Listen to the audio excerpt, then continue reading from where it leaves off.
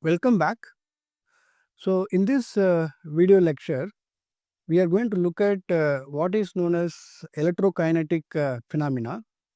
So, under this umbrella called electrokinetic phenomena, there are several studies have been carried out by various scientists, right? So, one of them is very widely used, that is nothing but electrophoresis study. So, electrokinetic phenomena based on electrophoresis study is quite often used by colloidal scientists in determining the electrophoresis or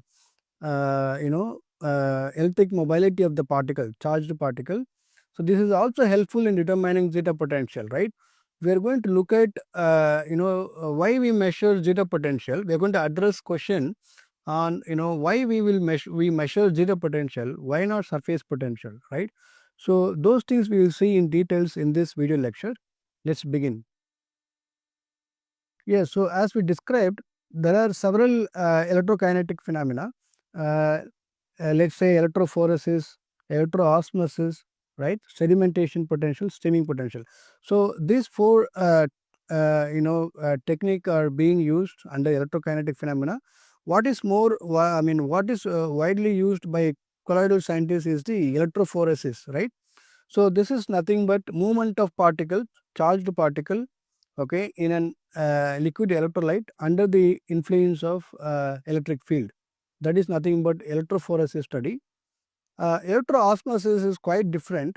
Here the particle, charged particle will be stationary, whereas the liquid electrolyte will be a mobile phase, right, under the electric field. So this study is nothing but electroosmosis study.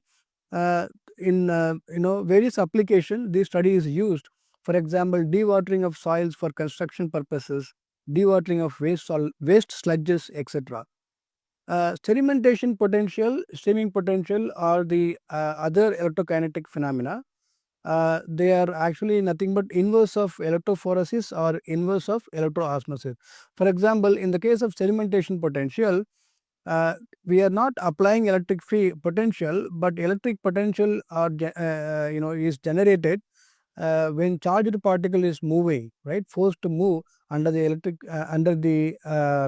relative to the stationary phase. Here stationary phase is nothing but electrolyte. On the other hand, steaming potential is nothing but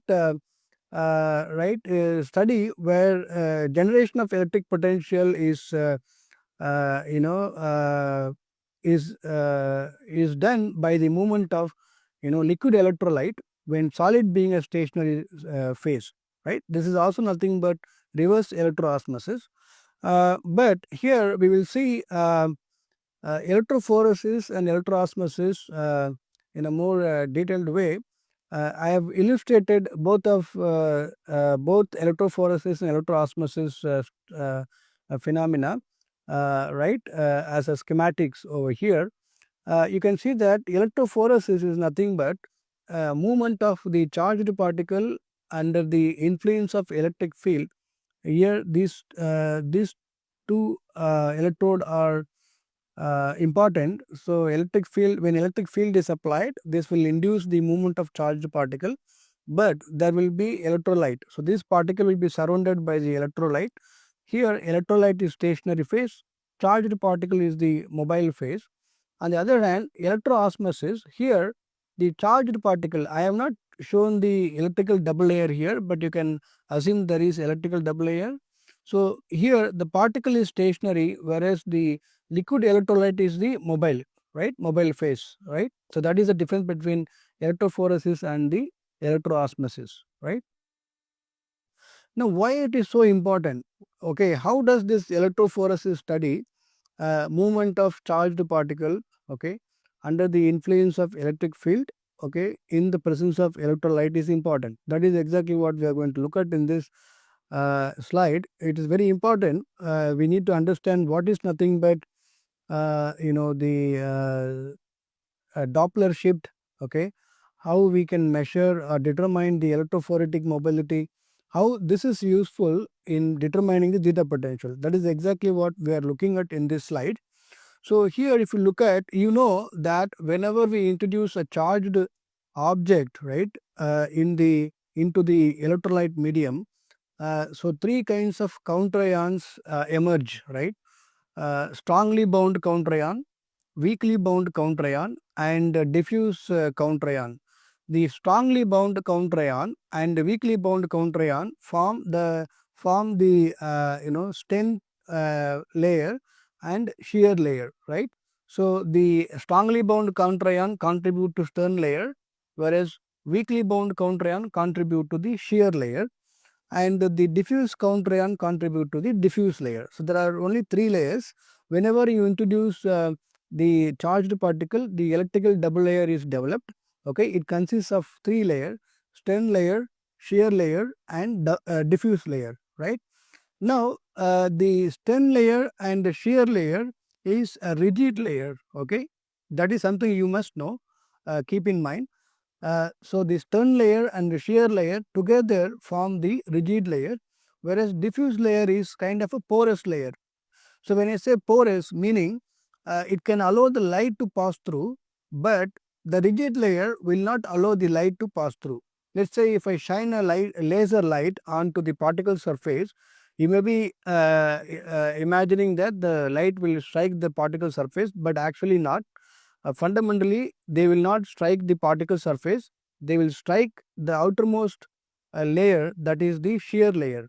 That is why whenever you measure the potential, we do not call it as a surface potential, because the potential that we measure is at the boundary between shear and the diffuse layer. Okay. So this is because this is why we say that whatever we measure, potential that we measure is zeta potential, not the surface potential. Okay. Okay, so we know that there are three layers. So the stern layer and shear layer form the rigid layer, whereas diffuse layer is a porous layer that will allow the light to pass through. Now, what is known as Doppler effect is what is very useful for us to measure the electrophoretic mobility. So what happens is, whenever you shine a laser light, because the particle is under the movement continuously under the influence of electric field, because the laser light is now striking the surface of the particle when the particle is subject to movement under the electric field. So that actually create a shift in the frequency of laser light, right? That is nothing but Doppler shift. Okay, and because it creates a shift in the frequency, we can actually collect this information as a function of distance, and eventually this shift in the frequency as a result of the movement of the particle is actually a process to get details such as electrophoretic mobility. When I say electrophoretic mobility, it is not just the velocity, it is velocity per unit electric field. Okay, that is what exactly we measure. As we move on, you will be knowing how this electric field is useful for us to measure the zeta potential, right? Sorry, the electrophoretic mobility. No, you will be so you will be you will be able to understand that how this is useful in determining the zeta potential, which is the potential measured at the boundary between shear as well and shear and the diffuse layer, right? Now you will be wondering to know that this Doppler technology is what actually being used in the Chandrayaan, the recent spacecraft that we sent to moon, right? In India's mission, the one of the successful, you know, the reasons for one of the reasons for the achieving the soft landing is because of the technology called Doppler shift. This is actually helpful in determining the spacecraft velocity as a function of distance, right? So that you will be able to track the speed at which the spacecraft is approaching the land, right? So with this you will be able to control the speed of the spacecraft as well. So this is in fact housed in the spacecraft, right? Such that so that you that I mean because of that we were able to track the speed of the spacecraft velocity when it was approaching the moon land, right? Right. So this is very interesting technology, right? So this is what exactly we are going to look at. So next slide we will be looking at how we can get the fundamental equation, governing equation as a function of, so we will be able to measure zeta potential by knowing the electrophoretic mobility. That is what exactly we are going to look at now. So we will start from here. So the governing equation for this problem is starting from the force balance. That is, there are two counteracting forces acting in this. One is whenever you suspend a charged particle, and when it is subject to the movement under the electric field in the presence of electrolyte medium, there will be two counteracting forces. One will be force due to electric field, because the particle is charged, there is electric field, so the particle is under the movement, okay, with respect to electric field. So there will be force experienced by the particle, that is due to electric field. That is nothing but Q into E. E is electric field, Q is charge. Now on the other hand, when particle is subject to movement under the electric field, there will be counteracting force, that is due to viscosity of the medium, right. So there will be viscous force in the opposite direction, right. If particle is moving in this direction, right, there will be counteracting forces in the opposite direction because of the viscosity of the medium, right. So you will have viscous force also coming out. So at equilibrium or stationary state, you can say that both these forces are equal, right. Okay, both these forces balance each other, right. So if I equate these two forces, I will get QE is nothing but QE is equal to 6 pi eta RSV, right. I know V by E, this is nothing but U, which is electrophoretic mobility. ZE is nothing but Q itself. So you have 6 pi eta RS, right. So this is a governing equation for this scenario. Now, very interesting analogy we need to go through. Let's say we have got the steam line, or you can say potential line. Here, if I suspend a charged particle having different particle size, okay. If I consider that there are two different particle size, okay, having different size, I mean particle with the different size, maybe K inverse is same in both these cases. In one case we say that KRS is very small, and the other case we say that KRS is very large. So KRS meaning K meaning inverse of K inverse, right. So when I say K is very small, K inverse is large. K is large meaning K inverse is small, right. So you should understand that, okay. And but in this case, because K inverse is kept constant, we are changing the radius of the particles. So we can say that the radius of the particle is very small in one case, radius of the particle is very larger in another case. So you can say KRS is small, KRS is large, right. If you see that when KRS is small, you see that this potential diagram is traversing in this moving moving past the charged particle, but the potential line is straight line throughout, right, as they move along the particle surface, right.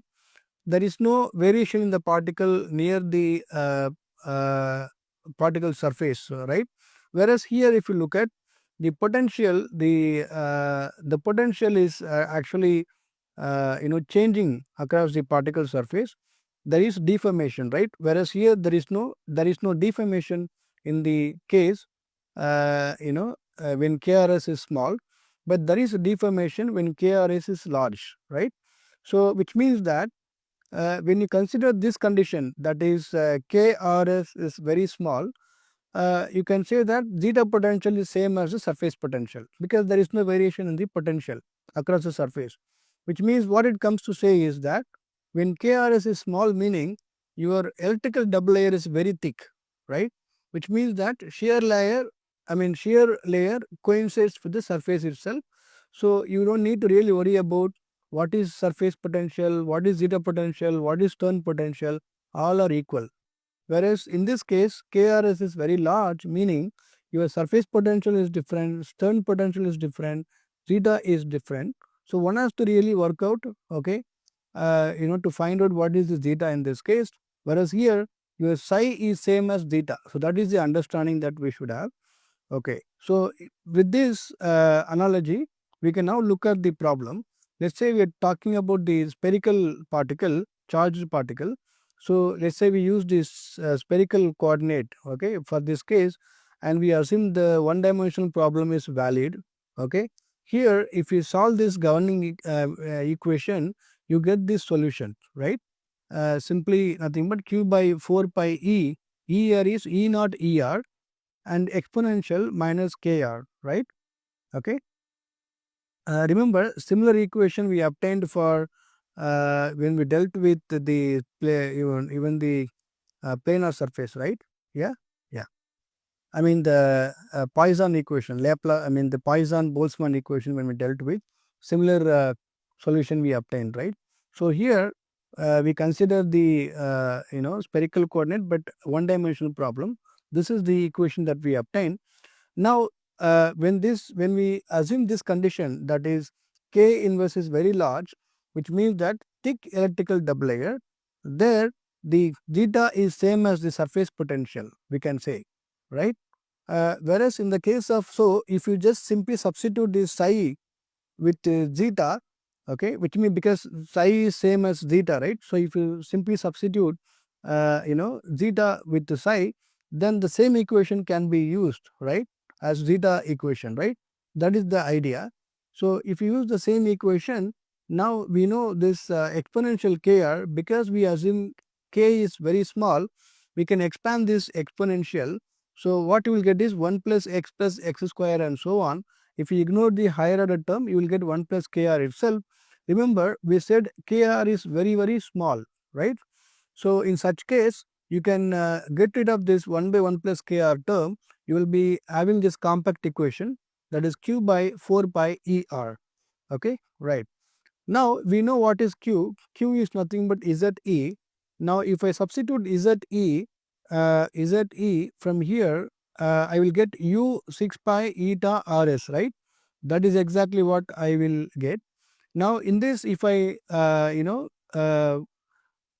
cancels the pi and pi, denominator and numerator, you have 2 by 3, right? So when you say u is equal to 2 by 3 epsilon zeta by eta, epsilon is E naught into ER, right?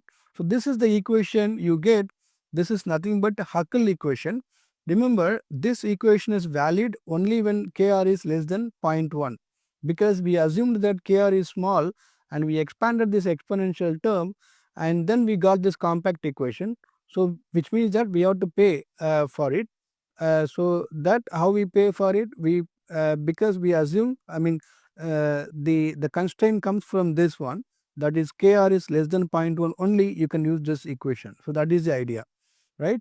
Now the question comes, what if the kr is very large? Okay, for that one has to use this Helmholtz-Smoluchowski equation, which is also a compact equation.